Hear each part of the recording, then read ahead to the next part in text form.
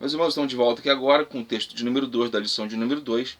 Né? O título do texto é A Necessidade de Estudo Metódico. Né?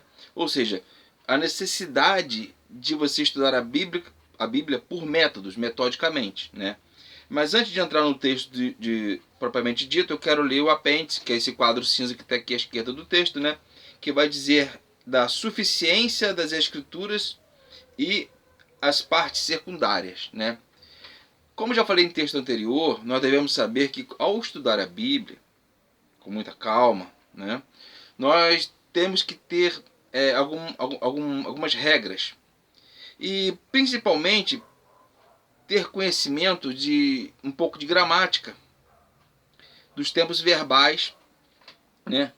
Nós temos que ter noção também, quando você vai estudar um texto, se você não tiver uma noção, você vai ter alguma coisa para você acompanhar da cultura do povo daquela época, né, dos costumes, né, do contexto histórico daquela época, né, para que você possa, juntamente com a Bíblia, você se aprofundar nesse assunto. Né. Eu, por exemplo, eu tenho aqui um livro que eu gosto muito, né, na realidade eu tenho vários livros, né, que eu gosto muito de livros, né.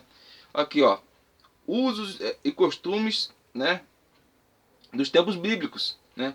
Isso aqui ajuda muito a você a entender os usos e costumes realmente como era naquele tempo do Senhor Jesus. Né. E juntamente com a Bíblia e vários outros livros aqui, graças a Deus eu tenho bastante livro, né.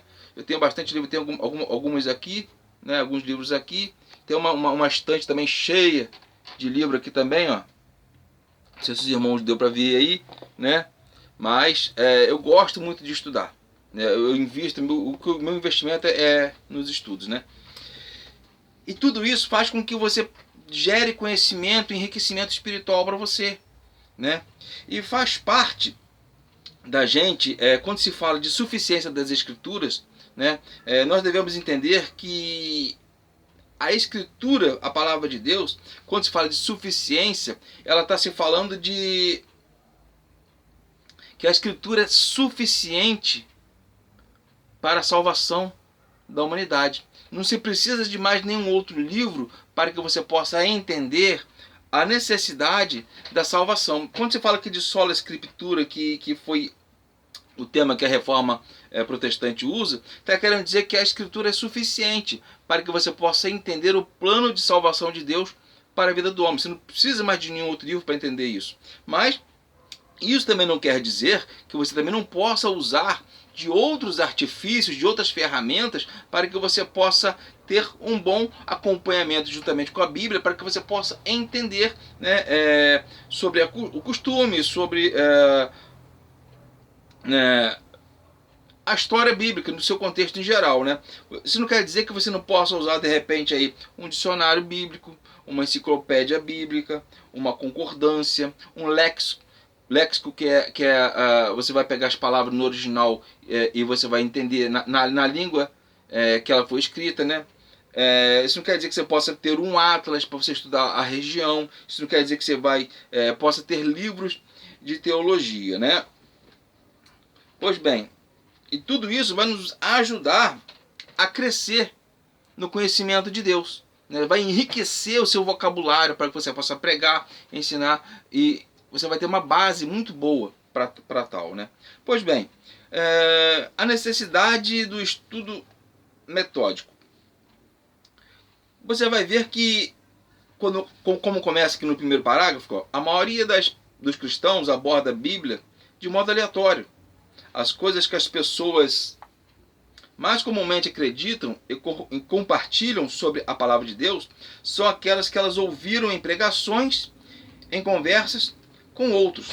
É muito bom você ouvir, ter ideia, ouvir quando um pregador muito bom prega a verdade corretamente, e você use daquele conhecimento também. Isso não é pecado, né? Mas é muito bom quando você também tem essa noção que você descobre, né, através do seu esforço, aquilo que está escrito ali na palavra de Deus. Né? É diferente de que você pegar a Bíblia e ler, e muitas pessoas pegam aquelas passagens que elas mais gostam e gravam aquele versículo. É muito interessante você pegar a Bíblia e gravar alguns versículos, mas você ter o conhecimento o porquê que foi colocado aquele versículo naquele tal lugar. O que quer dizer? O que tem a ver? Né? Por exemplo, uma breve explicação. Naquela passagem de Marcos 4,49, quando Jesus com seus discípulos estavam dentro do barco indo para Gadara, porque lá no outro lado, em Gadara, no capítulo 5, vai falar que quando Jesus chegou lá, tinha aquele endemoniado gadareno, correto? Quando a Bíblia vai falar que Jesus estava no barco deitado, e ele vai, e os discípulos desesperados, porque o barco estava indo a pique por causa do movimento das ondas e por causa do movimento do vento, né? A Bíblia vai dizer que os discípulos acordaram a Jesus, né? Acordaram a Jesus para que o Senhor pudesse fazer alguma coisa, para que eles não fossem a pique, né? Aí a Bíblia vai dizer que Jesus levanta, chama ele de homem de pequena fé, e ele vai repreender o vento e o mar, né? E aí houve bonança. E aí os discípulos vão falar assim, poxa, quem é esse homem que tem o vento e o mar o obedece? Quando você vai pegar aquela palavra que ele repreendeu, e você vai para o original da palavra, do verbo grego epitemal, você vai ver que aquela palavra, a mesma palavra que ele usou para repreender o vento e o mar, foi a mesma palavra que ele usou para repreender, lá em Marcos capítulo 1, verso 25, aquele endemoniado, surdo e mudo.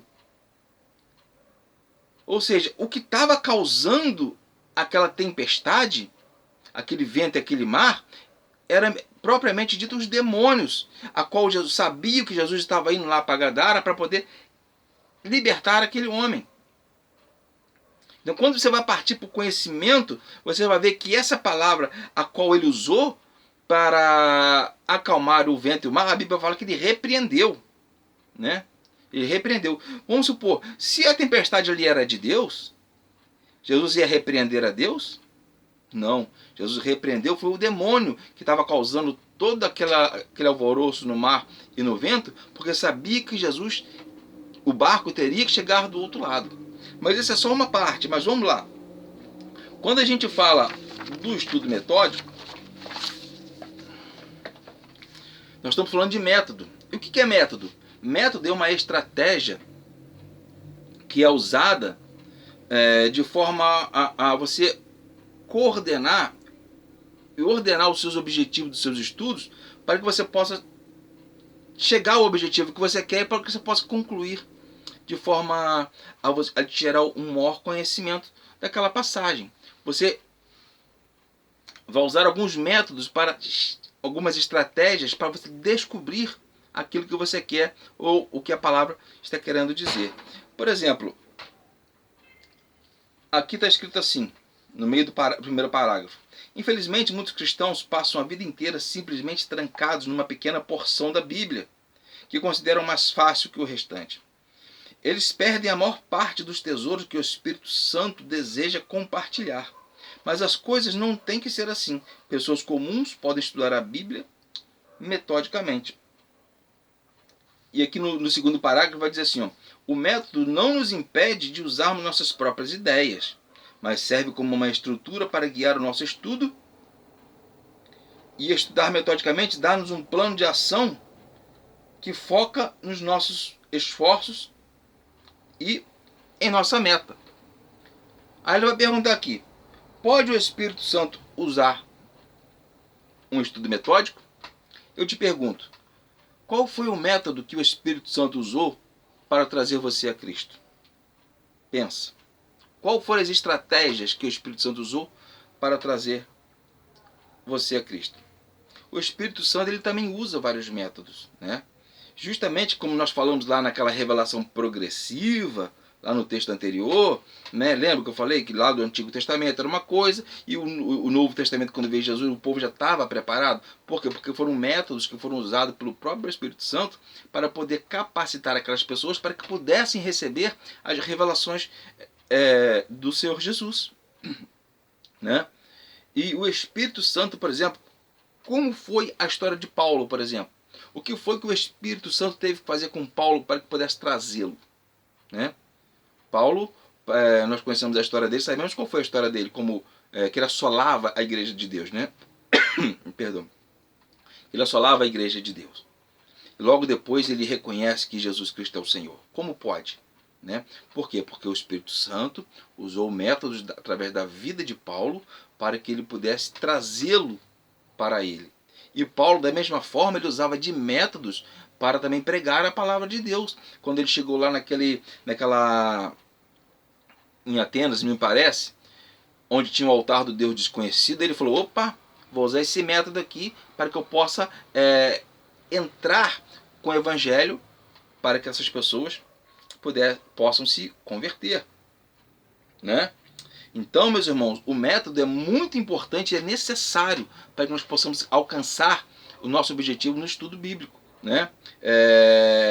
Em se tratando de Bíblia, eu não li para frente do texto ainda, mas eu creio que nós vamos estudar ainda sobre isso nesse livro, né?